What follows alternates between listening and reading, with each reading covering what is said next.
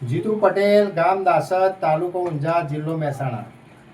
જીતુભાઈ સંગાત વાત કરવી હોય તો 2 થી 3 માં જ કોલ કરવાનો, અને જ્યાં સુધી પૂરેપૂરી માહિતી ના મળે ત્યાં સુધી મહેરબાની કરીને કોઈને આવવું નહીં.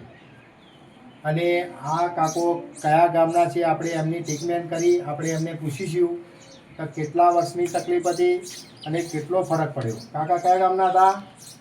મારું ગામ સદુસરા, તાલુકો વિસનગર. બરોબર. મારું નામ પટેલ પ્રહલાદભાઈ મગનભાઈ. બરોબર. મને સાયટિકાની છેલ્લા 4 વર્ષથી તકલીફ હતી. હા. પગે ચાલી ના શકતો, ઊભો ના રહી શકતો. બરોબર. પણ અહીં આવ્યા પછી મને થોડી રાહત લાગી, લગભગ 70 થી 80%. બરોબર. પગની તકલીફ પર રાહત થઈ ગઈ. અને બીજું, મારા 2 હાથ આટલાથી આમ ઊંચા નતા થતા, આજે આખા ઊંચા થઈ શકે. બરાબર. એટલે હાથના દુખાવામાં, ખભાના દુખાવામાં પણ પૂરેપૂરી રાહત થઈ જાય. આ કાકાને 2 હાથ આટલાથી અધર નતા થતા, અને આજે કમ્પ્લીટ હાથ અધર થવા માંડ્યા છે. કાકા હાથ અધર કરજો. આવા કમ્પ્લીટ હાથ અધર થવા માંડ્યા છે.